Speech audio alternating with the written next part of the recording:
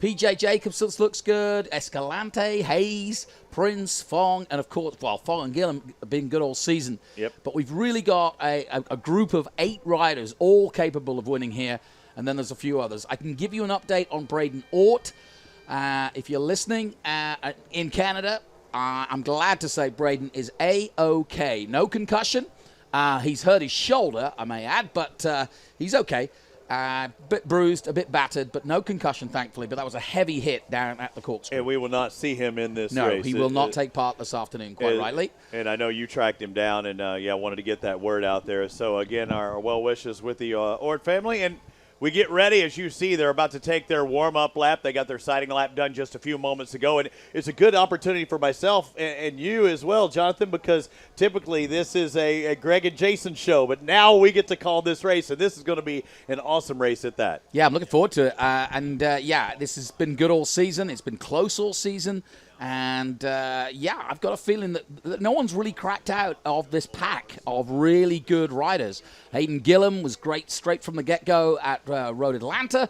Bobby Fong obviously has had a good season so far. But PJ Jacobsen, man on the move at the moment, coming from the World Championship last year and now back in America and wanting to prove himself. And I think a little more impetus as well, because these are the guys that he raced with and in front of, the guys that were still on the side of the track watching. Hope your heart rate has dropped a little bit here at WeatherTech Raceway Laguna Seca after a spectacular EBC Break Superbike race number 2. That are checking him out back here well, on Jason, American what do you think about that one, Garrett Gerloff's first win in the battle we saw between two championship contenders? Josh Hayes, just unreal. I think 2 big winners this weekend. Obviously, Tony Ilias comes into WeatherTech Laguna Seca Raceway in front of a World Superbike paddock and increases his points lead. Because we saw him right off the bat in that first practice. I think really we've all throw been down kind of fast waiting times. for You that can to do that happen, when you've and been it here so happened many today. times. Yeah, and if you're wondering we have a couple why weeks Josh Hayes for is racing JD Beach to $600s heal up, right also now, he for feels that Yamaha that's team his to kind of best go back and opportunity think about to try what to they get into have. the It'll be record interesting books to as the see most if maybe successful Yamaha rider says, in maybe we AMA should throw in a history, test. And he's only a few races off it. If he can win here, that said, he may have chosen the wrong championship because this is just as competitive as the Superbikes. But you can understand why he had a bike from Daytona, kept it, and decided, wow, what the heck? Let me roll my leg over one more time and have another go. Hayden Gillim trying to win the Supersport Championship after a 2018 campaign that kept him a little shy. He finished second place behind JD Beach. JD Beach moving into the EBC Break Superbike class. And in that, he's a consistent top 5 Superbike rider. So the Rickdiculous Racing entry really wants to win this championship. Who knows what next year may bring. Yeah, and there's a lot of the good young talent here. I'm really looking forward to the futures of some of these guys. And you've seen it with JD Beach. We've seen it with Garrett Gerloff going up. And this is where it all begins. You prove yourself here, you can get into Superbike, and away you go. We've seen guys in that M4 ECSTAR team look like they're working together in qualifying and practice. That probably will not be the case in the race here. No. Sean Dillon Kelly and Bobby Fong are both going for race wins. And when you look at the championship point standings, Hayden Gillim only 7 points ahead of Bobby Fong. That is a point championship that is one to watch throughout the year because we've seen so many ups and downs. Hayden Gillim, having his problems as well. Bobby Fong having his problems. And we still have yet to see, riders like Richie Escalante take that victory, which he seems to be just on the cusp of. PJ Jacobsen there on the 99, the Celtic HSBK entry. I think this could be his day, though. I think he was really waiting in Q2 to throw down that heater lap, and when the red flag came out, he did not have that opportunity. Yeah, and but that said, look out for Escalante because he's going to be there too. He feels the same way. He's due a win. But Gillim and Fong, when you look at the records so far of this season, bar one DNF for both of them, they literally have gone toe-to-toe throughout the season, and that's why they're only 7 points away from each other. Yeah, Virginia was a crazy race. The race number 1 at Virginia, I think it took both Fong as well as, who else was it? Gillim were both out of that race. That race won by PJ Jacobsen. So that was the lone win. We had 3 different winners in 2019 in the Supersport. 4 victories by Gillim. That matches his 4 race victories last year, and we are only at the halfway point. So good things ahead for Hayden Gillim, at least if that first half is any indication. Bobby Fong has the other 3, and of course PJ Jacobsen with the other victory. Want to see the likes of Nolan Lampkin coming forward. Caroline Olsen from Norway on the Yamaha starts 15th with Braden out. Braden Ort, that is. Maybe she can move forward. Benjamin Smith's 12th. Lucas Silva Corey Ventura coming in late to this series, but a good top 10. And he too will be wanting a good result out of this weekend. So lots of stories throughout this grid, but here we are. We are ready. Conditions couldn't be better, Robbie. No. Absolutely perfect here at one of the greatest circuits in the world. And you see the guys trying to heat up those tires and get them nice and sticky heading into that first and second turn. Also trying to get some heat in those brakes, test them out, because it is a hard braking zone into the Andretti hairpin, a.k.a. turn number 2. All right, red's about to turn to green. We've got 24 Supersport 600 bikes on the starting line. Let's find out who's going to get the start when the red light goes out. Great jump by Gillim. Really good jump by Fong. Gillim's got the outside. Fong looked over. He knows he's got position, and he's got the hole shot. Can he hold it on? Hey, how about PJ Jacobsen jumping in there? Yeah, Escalante's just behind him, but PJ got a good start, and look at him up to second place already as they dive into turn 1. Josh Hayes did not get away well. Out of 1 they come, and this is the lead then by Bobby Fong. A 19-lap race. You figure about a minute and a half lap times. Bobby Fong, will we see it like in other races today? Can you check out and then not have to worry and have to go back and forth? I think you got a roadmap in a previous race of what you need to do to win here at Laguna Seca. Josh Hayes got Bryce Prince in front of him, and he's fighting with Sean Dylan Kelly already as they go through 5. Up the hill they go for the first time. Bobby Fong trying to increase that lead, but PJ Jacobsen's right there with him, and Hayden Gillim is not out of it by any means. We're going to have a good midfield battle. I said there's going to be an 8-way battle. Here comes the king, Josh Hayes, up the hill. Hayes up the hill, a little flick to the right, now down into turn 8, the corkscrew, into 9, 10, the rainy curve. There's 11 turn circuit, about 2 1/4, and that was a great move on the inside by Hayden Gillim. 11 turn circuit. Don't often see a move there, but that was a great move from Hayden Gillim on PJ Jacobsen. I think it surprised him somewhat. Here comes PJ back at him at turn 11. Through goes Sean Dylan Kelly in the last corner. Crossing the line. Kelly making that move on Josh Hayes. Hayes tucking underneath. You can get a pretty good draft here. Depends on the motor characteristics. But there you're seeing Yamaha and Suzuki going at it. On the inside, PJ, it looked like they touched maybe for a moment. That's really going to let Escalante underneath. He did well to save that. Yes, he did. Bobby Fong trying to check out. Gillim, I think, needs to turn it on right now. You can see he's trying to get up there with Bobby. He does not want to let him get away. Yeah, well, Bobby Fong we've seen in the past, and he's put in his fastest first split at 22.8, so he's quicker than everybody out there, but we've seen it in the past. Bobby loves to get his head down early and get away from them, not make it impossible, make them use their tires if they want to catch him, and sometimes they wear him out doing so. Somebody's out, that's the 72. Look at Bobby Fong, M4ECSTAR entry driving up the hill. We know that bike has plenty of horsepower. Same thing for the Rickdiculous entry. Now PJ starting to put the pressure on Richie Escalante. He knew he made a mistake. We saw him almost touch. It pushed him a little wide.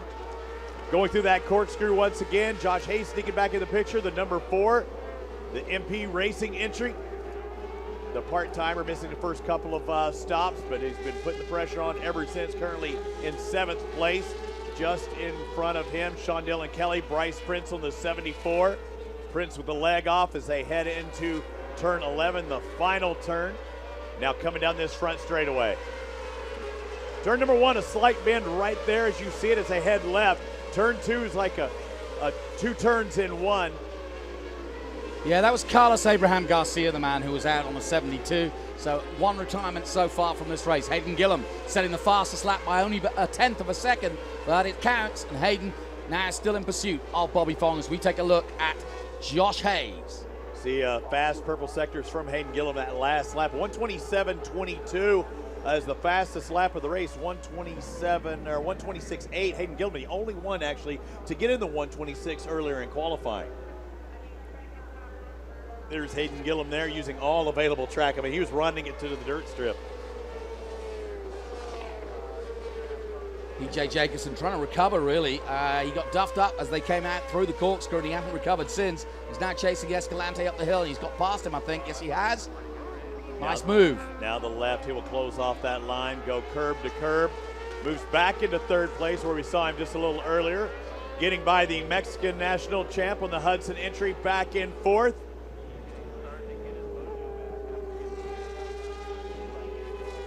These guys have a 19-lap race ahead of them, 16 more to go. So Bobby Fong is now, his lead is next to nothing. It was over a second the last time around. It's not a second anymore. But we do see PJ Jacobsen up into third, actually separated himself from Richie Escalante. Good lap from PJ Jacobsen, his fastest lap, but Hayden Gillim goes quicker again. He was 4/10 quicker than Bobby Fong, so he's reeling him in bit by bit now. And this is really good by Hayden Gillim. So Bobby Fong can't relax just yet. PJ Jacobsen got a 1:27.2 that last lap, his fastest lap. Sean Dillon Kelly likewise. And it looks as though we're going to have a three-way battle in the closing stages. If PJ can catch up and Escalante will try and stay with him, we may have a four-way battle, but we'll see what these two that you're watching right now can do to challenge the leaders. I really liked Richie Escalante the first time I saw him in Atlanta. I mean, letting that bike swing around, drifting around. He's a multi-time champion in Mexico in the 600 class. He's been there, done that before, Latin American champion as well. We know PJ Jacobsen's accomplishments as well, racing on the world stage in World Supersport with a couple of victories there, then racing World Superbike last year for most of the season. So good to have him back here in the States and looking for his second win of 2019. The young kid just behind him, the 40 of Sean Dillon Kelly. That's Bobby Fong's teammate who's leading this race. One of our younger entries, 17 years old, and the future star of the sport here in America. And this is Josh Hayes looking to try and make a move on the 74. Bryce Prince, this for sixth place. Josh Hayes winding himself up as they go over the crest and past our commentary position. And here comes Josh Hayes. Nice move, textbook overtake at turn one, but he's got to keep it all together. You got to shut it down, Charlie Brown. You can be fast, but when you're straight lining into that turn, it's not going to happen. Hey, let's send it down to Hannah Loeb. You got more on what, tires? Yeah, Hayden set the fastest lap of the race yet again. I just want to point out to you guys, he's on a super soft rear, whereas Fong, Jacobsen, and Escalante are on the extra soft rear. So I'm wondering if that's what's attributing to his success here. Maybe, and how long can that last? We've seen other classes where that red stripe tire did make it. The red banding signifies super soft, the extra soft for the green banding. So that'll be interesting. Yeah, that bodes well for the finish of this because it just means that possibly Hayden Gillim may be stronger in the closing stages of this race. But Escalante doing a really good job of staying with PJ Jacobsen as they come out of the corkscrew one more time. Green and silver entry, and talking with Tony Romo. Again, all of these guys are on Dunlop tires. So now you're just trying to find the durometer, how soft they are in comparison. And they had several options to choose from in the 600 Supersport class. Hey, look at this. Yeah. Rickdiculous 69 is closing in. He's not giving any lessons right now. He's just kind of going to school on Bobby Fong. Yeah, Bobby Fong will have seen his board now and will be well aware of just how close it is. The gap exactly 4.468, less than half a second, but you can see that visually as you watch the pictures as they come out of 2 and head towards 3. And I think now, given that we've got, 6 of the laps done, 19 total, I think Hayden Gillim will want to stay about half a second there until the closing stages, then he'll make his move. It's that comfy zone, right? Yeah, don't you think? I mean, he's like, I got him there. And, second may be too much, but I've got him there. I can learn. I can see what he's doing. Just as we say that. And it goes down and just tucks the front end underneath, just low sides out of nowhere. Pick the bike up. The top 15 get points. And this is a championship that is going out the window for Hayden Gillim. Possibly, he says, forget that. There's a reason he can't grab the bike. The bike's on the wrong side of the air fence. Turn 4. Even the marshal had to slip himself. Oh, man. Unfortunate for Hayden Gillim. The reason being he had a 7-point advantage coming into this race over Bobby Fong. Bobby's looking to make 25 right now. I mean, a total flip-flop in the points championship. Yeah, and Bobby Fong will get his board after this. Here comes Escalante on PJ. Now PJ will also get a sense of a hurry up now. You can see some clean air between himself and the leader, Bobby Fong. And here comes PJ. Head down now and bum up as he heads over the line. The man from New York being chased by Mexico's #1, Richie Escalante. And that also gives Escalante and PJ a little more incentive, too. He doesn't have 2 riders in front. You can kind of get lackadaisical if you're Bobby Fong with nobody around you. When he had the pressure, he had to really keep his focus. But that just amazes me that it looked like it was such a simple low side there. It was weird, wasn't it? And just had the lean over, might have grabbed a little bit too much brake when he was pushed down, and somebody else is down the gravel trap.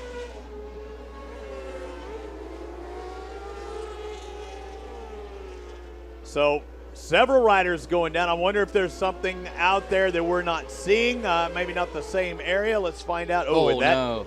Same thing, but that was just a snap down. That was flat out grabbing that front brake and turning him down to that low side.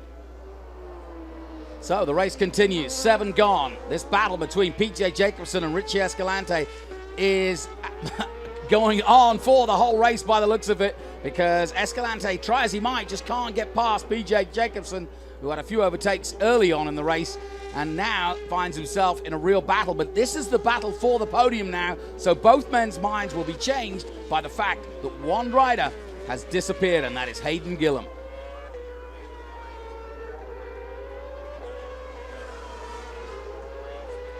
So they cross the line again at 27.5 by Bobby Fong, 27.6 and 27.7. So nothing between the top three. Sean Dillon Kelly. Josh Hayes has dropped to 5th. He's got ahead of Bryce Prince in 6th place. Then it's Nick McFadden in 7th and Jason Aguilar in 8th position. Talking about Caroline Olsen just outside the top 10. She's in 11th right now and trying to close in on Corey Ventura. In fact, she's up to 10th now. Yep. She's got past Nassane as well. So this, if she gets a top 10, Norway's number 1, she may well be celebrating, because that's one of her best results of the year. So riders going down. We're almost to that halfway point. This is the race right now. Is 2nd and 3rd. You're looking at PJ Jacobsen on his HSBK Celtic Yamaha with Richie Escalante. That last time around, there were 3/10 separation between the two. I don't think it's that much. I think Richie's just trying to find that place. Where can I make that pass? Or do I want to try and make that pass now and then open the door for PJ to jump on him a little bit later there towards the end? But Richie is giving him everything he can. This is going to be it. He's to the inside, but no. Very smooth rider, PJ. And doesn't let a lot fluster him. And he looks great on the bike. He looks good on a 600. I think I prefer him on a 600. I remember watching his early days in Supersport, World Supersport that is, when he was just a teenager. And that's the gap between Josh Hayes and Bryce Prince.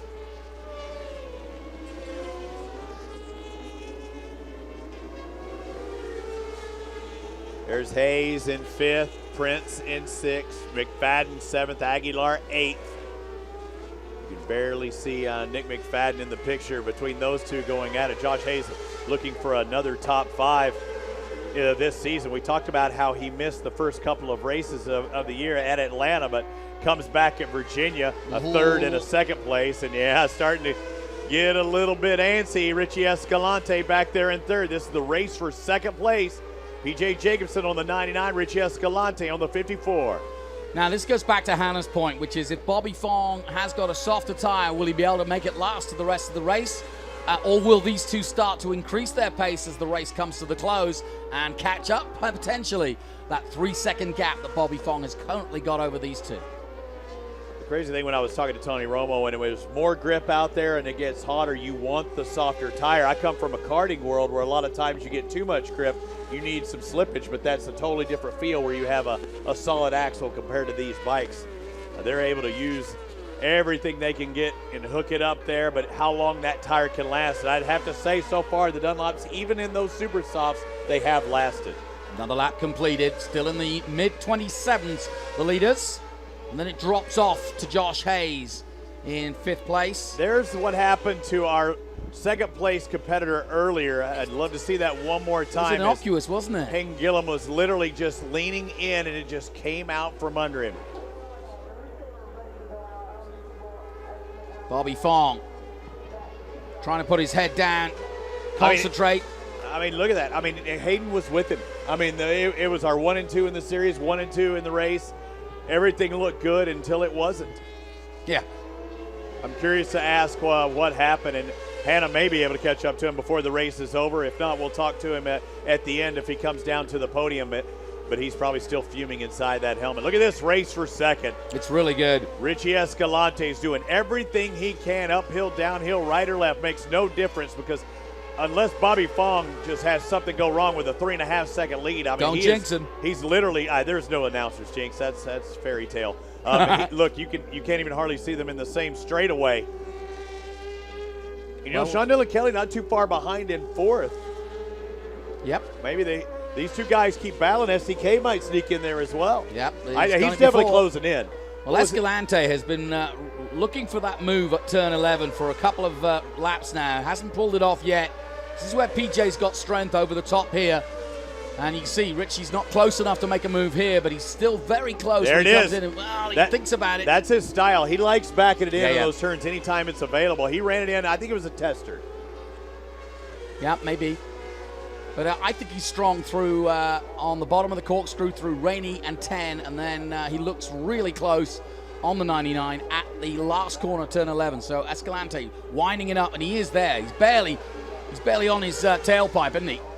Nothing between them. 9 laps to go, and Sean Dillon Kelly, here we go. He made up a 10th on that last lap. He keeps doing that. He's going to be in their back pocket before this race is over as well. Start the long climb up the hill. Now, watch Escalante at the top of the corkscrew. When they come out of here and up to the top, this is where he looks strong to me anyway. Watch him come now. Past that Ray Hall straight into the corkscrew. Now look how close Escalante gets to the bottom of the hill as they come through Rainey. Winding himself up. He's just got it's almost like Cameron Bobier. He's got that, look, he goes potential underside to go up 10, but doesn't do it this time. And now watch him roll off. He's got faster mid-corner speed as Escalante. He looks as though he could make a block pass up there. He's just choosing his moment for the right moment. He's happy at this pace. A little mistake there. There's a mistake.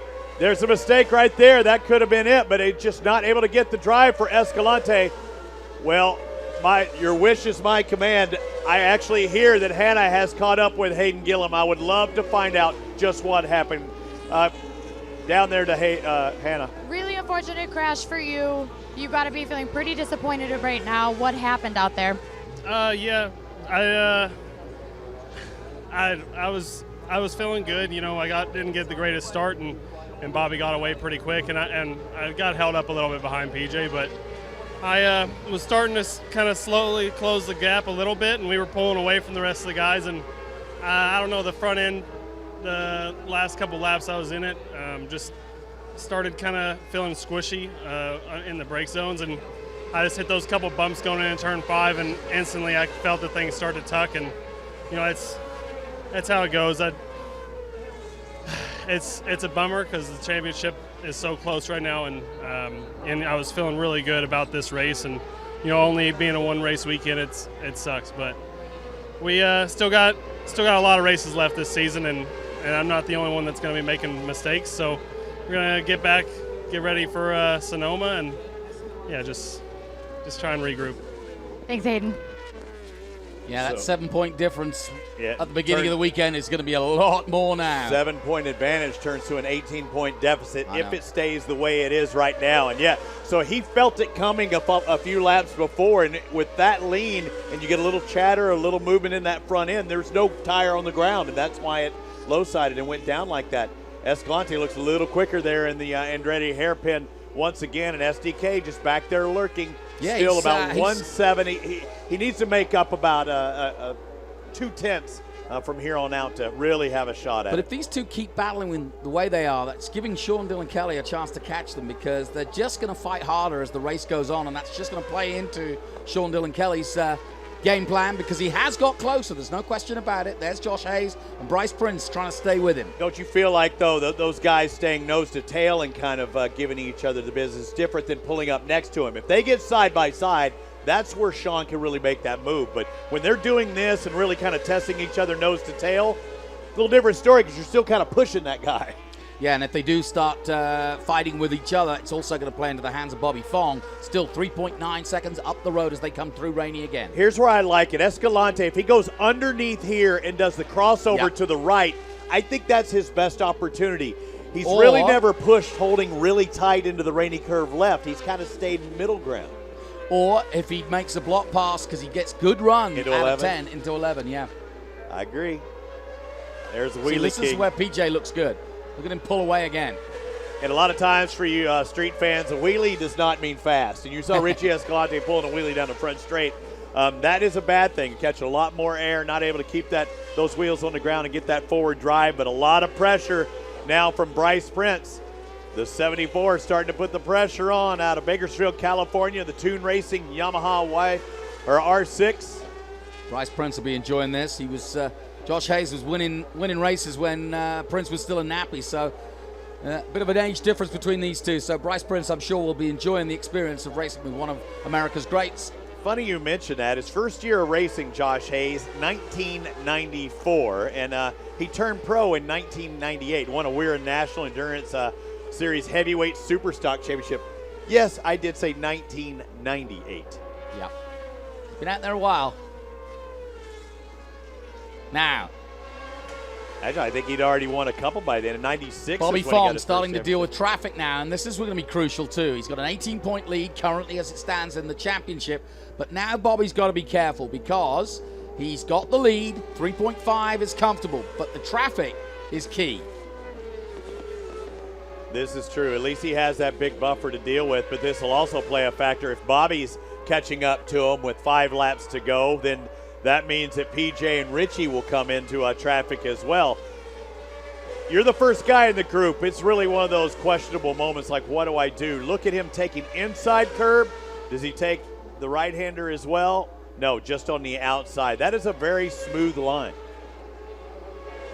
Not having to deal with the double curbage as well. So the Fonger needs a win. Fonger good. Fonger need a win. Another California kid, remember, loves to win at home. Now we're starting to see them actually creep into that picture, as well as Shondell and Kelly. Kelly lost a little ground that last circuit around, and you know what, Escalante maybe dropped back just a tad too. I think instead of being in the rearview mirrors, he needs to be up next to PJ. He needs to run it in there and really kind of put the pressure on him, make him guess a little more if he's going to have a chance of winning this thing. Maybe he's trying. But I think PJ's actually pulled away from him in this last lap or so. I mean, it's not as close as he was. And maybe he's just biding his time for the closing stages. But certainly there's a couple more bike lengths between them now. Maybe PJ just giving him a little bit of the hurt and trying to pull away himself. Some more back markers in the way, getting out of the way, which is good. Here comes the leaders. And I'll tell you what, the gap was 3.3. We'll check it out this time round. I think it's going to be closing in a little bit as we take a look at the lines. Fong crosses the line now. PJ does it now. 3.2. It's not changed a great deal, so we'll see. We see the wheelie out of Escalante going down the corkscrew there as well. It is extremely downhill, and you lift that front end up, can't probably see anything. See, Fong's got more traffic now, and this is where it's critical. That looked the wrong way, one guy, but he's through. That's all right. Got to just tiptoe his way through. Zaragoza's trying to make sure he's out of the way. It looks the wrong direction. It worked out. Bobby Fong now trying to get by Mookie Wilkerson in the 94. This is hard racing because Fong's not taking the lines he was comfortable with a moment ago just to make these passes at places he doesn't want to be necessarily on the track. So we heard a story earlier today from Cody Wyman about how the marbles from the Pirelli tires were also affecting some of these guys because there's a lot of rubber down now, and it's also different manufacturers' rubber from the World Superbike. So going offline, moving away from your normal line can make a big difference now to Bobby Fong. Concentration is king here. Another rider in front of him. I'm sorry, Bobby Fong been doing this for quite a while. Started off his career back in 05, the AFM 250 Supermoto champion here in the U.S. Got into AMA road racing in 2006 in that former extreme class at Laguna Seca. Right here, he won 2 AFM championships. See, look, that's a good example. Escalante gets stuck behind out of 11. Meanwhile, PJ is pulled away, and that's given them a huge gap. And that has really dropped Escalante now. That battle almost over. Look, here's what happened. Ooh. Escalante has to sit up there. Backmarker's just going about his business. And that was Zaragoza. But as you say, that is giving PJ free reign now to go after Bobby. And it depends how Bobby deals with the traffic. But PJ got away well with it. Escalante finally getting through, but he's now lost probably half a second on PJ Jacobsen. Aaron Graham just in front of him, and the MotoAmerica Raceworks USA number 13. He does good. Lets PJ go to his inside. Again, he's just working his way up through the field. Inside the top 15 is Bobby Fong. Second place, PJ Jacobsen on the 99. There's third, Richie Escalante, the Hudson Racing, number 54. He needs something to go in his favor. He needs one of those back markers to hold up PJ. You know, there's an irony, too, because during his World Supersport days, PJ Jacobsen chased Kenan Sofoglu, who always famously wore the number 54. So PJ's now he's given his whole career chasing 54. He's given it to the 54 this time. Yep. So let's check that gap out now. 3.1 seconds between these two. And looking at the standings down there as well. Big difference. Set +7 for Gillim turns into a -18. Escalante and Jacobsen be tied, so it's important right here. Good lap from PJ. He's brought the gap down to 2.8 seconds. It's a little bit of traffic, and it's a little bit of PJ pushing and also using his advantage to get through the traffic better than Bobby Fong. We're in for a cracking finish. You can see him just up ahead, but you know Fong's probably managing that bike as well. But we heard and we saw Gillim out of nowhere. That bike just come out from under him. Hayden Gillim looked like he was going to be putting pressure on for the win. Instead, he was putting pressure on that air fence. And over on the other side, went quickly out of the race in the early laps. Less than 2 laps to go here at the MotoAmerica Championship of Monterey. Supersport rider Bobby Fong of that M4 ECSTAR Suzuki is out in front, about a 2.5 second advantage over PJ Jacobsen and Richie Escalante. Big weekend for Bobby Fong in California, heading to Sonoma with a huge lead. There's never been a bigger lead than this all season long, just the way Bobby wants to start the second half of the season. Back in California again for the next round, and then the run into Barber. And this is the break he wanted, because there hasn't been one all season long, and here it is today. Well, next stop will be Sonoma, right up the road. I think that's the 10th and 11th of August.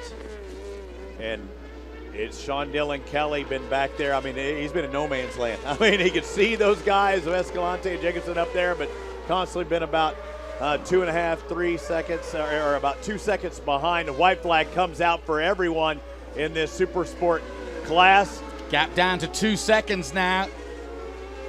Just not enough time for him. Bobby Fong trying to check out. I mean, what a race it's been for him. Started out up there near the front and just started pulling away early on. Then Hayden Gillim closed in. But getting that hole shot was really important. I mean, getting out in front, get that clean air has made all the difference in the world. Yeah, no question about it. Bobby Fong really looking good and very, very accomplished ride this. He's kept his head. He's been under pressure, and it might be a 3-second gap he created, but you're always under pressure. You can never let up. And then comes the traffic, and you've got to be careful through there. And he's done perfect job so far. Just got to finish this off in style, and that's going to give him a huge lead and a big smile on his face when he heads down to the podium. When Bobby Fong has finished the race, he has either finished first or second. Yeah. But to finish first you must finish, right? That's the accolade. That's what they say. PJ Jacobsen looks like he's in a comfortable second spot.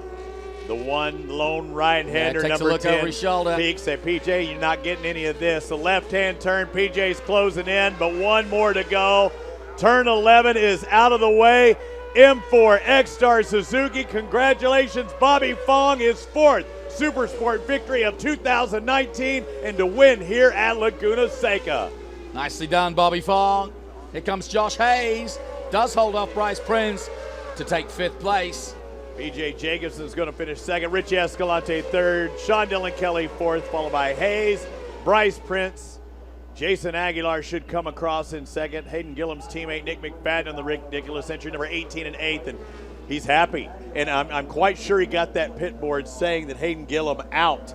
And that has to just the weight off of your shoulders at that point. Well, because if he hadn't, that could have gone all the way to the end, and the pressure would have really been on Bobby, but it just gave him that breathing room in the mid-race to just kind of effectively manage. We always talk about managing the race, and it's about managing gaps. That's what you do. You look at the gaps, and you say, right, I got to keep this pace now and keep this gap. And then you leave it up to the other guys. Then that's as much as you can control. But think about it. That fall by Hayden Gillim. If Gillim wins this race, we've seen those last pass. The last time that Bobby Fong won was in the last turn. Gillim wins this race, he's got a double-digit advantage. Sure. He goes down, now he's a double-digit deficit. So easy for you to say. Bobby Fong, he was on the right end of that one, and it's good to see PJ. It's the guys we thought would be up there. Richie Escalante still without that victory. He was putting the pressure on PJ the entire race. The last couple of laps, he dropped back. Not sure if it was a tire issue or what, or we know it was a lapper issue, or he might have been able to get up in second. But when is Richie Escalante going to get that first victory of 2019? I think he's the next of the new guys. Yeah, I think you're absolutely right. Sean Dillon Kelly finishes fourth. He just wasn't up there at the start. That's a big deal. When you qualify on that third row, you're at a deficit to begin with. So a great job by SDK starting in seventh. He's going to finish in fourth. Shout out to Jason Aguilar in seventh position. And also, we did get a top 10 finish for Caroline Olsen. If I'm not mistaken, that's one of her best finishes ever in Supersport. Checked by Caroline. Bobby getting a little breather.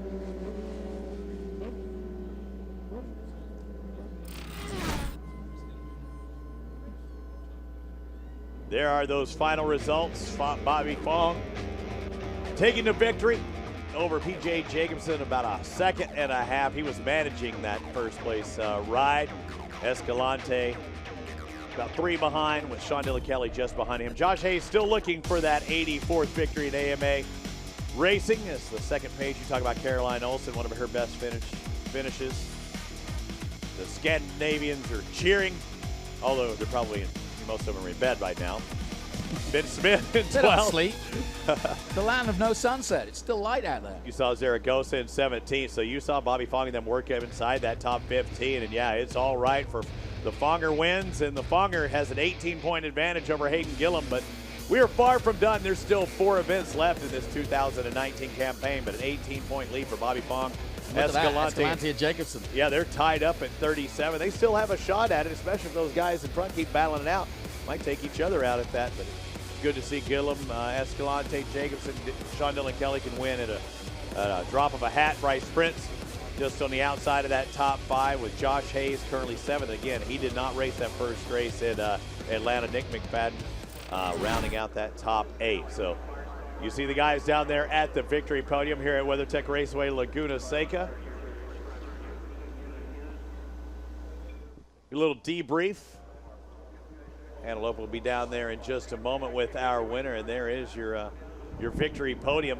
All of them on Dunlops, and even though we saw some on the super soft, some on the extra soft, it looked like both tires able to hold on nicely in this 19-lap affair. And it looks like Hannah has caught up with third place, Richie Escalante. Traffic. How was your race? Yeah, it's very difficult race, you know. The tires changed too much the grip when the last laps more difficult. I push every lap to try to pass PJ Jacobsen. I a little bit mistake in the cross crew and then the traffic a little bit, but I'm so happy, you know. One more podium, more experience, so I continue in this line and we'll see in Sonoma what happens. Thank you, Richie. Congratulations. Great job by Richie Escalante. Best finish a second back at VIR, but this will be his third place finish of 2019. Looking at his run, he was really putting a hard charge on the entire time with PJ Jacobsen. It was 2 silver bikes going at it. Escalante had it until he got into those back markers. It really cost the Hudson Racing entry a chance at second place, but I'm sure he's happy with third. Great job by the Mexican out of Mexico City, Mexico. Let's go back down to Hanalopa, who's caught up with PJ Jacobsen. PJ, you were doing a really good job of holding Richie off until the lap traffic kind of worked to your advantage there. Tell us how you were able to kind of fend him off up until that point.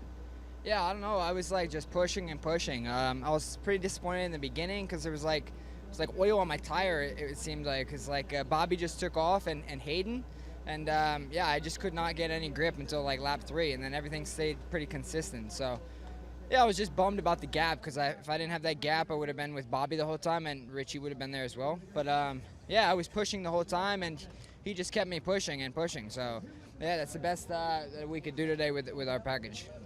Thanks, PJ. Congrats. Good job by PJ Jacobsen, and that's quite interesting too, talking about how that tire really wasn't, didn't have the grip he wanted in those first 3 laps. And they do have that siding lap as well as the warm-up lap to get heat into that tire. For him to say it didn't come in into lap 3, that was quite surprising. But PJ Jacobsen, his second place finish following that round 2 event at Atlanta, where he finished second in there. But that also puts him up there a little bit tighter in that championship hunt, tied with Escalante. But Bobby Fong, not only the winner here in Monterey, but also the new points leader, Hannah. Bobby, you've taken over the championship points lead. What is it that made you so consistent and so confident here this weekend? And it's my family. Actually, my family came out, and you know, we got to try a little bit harder with my dad and my brothers and my sister and everybody here. But honestly, I had one of the best bikes out there. Again, you know, thanks to it's my M4 S-Car Suzuki. You know, it's definitely one of the winning bikes out here. But it's good to get the win for Suzuki today. I know they wanted it here at Laguna Seca, one of their home races. So we got the championship lead. Just got to keep the ball rolling and move on to my real home round in Finney in a month's time. Thanks, Bobby. Robbie, Jonathan, that's also the 75th pro win for Team Hammer. Great job by that Team Hammer M4 ECSTAR Suzuki team. Bobby Fong looked dominant from the get-go. I thought he was going to get that pressure from Hayden Gillim. Gillim said he had that problem, a little bit of movement in that front end, and just couldn't keep it on the asphalt. But kudos to Bobby Fong. Consistency wins championship. He's the points leader right now, and he's won 4 races in 2019 with 3 second-place finishes. That is extremely consistent.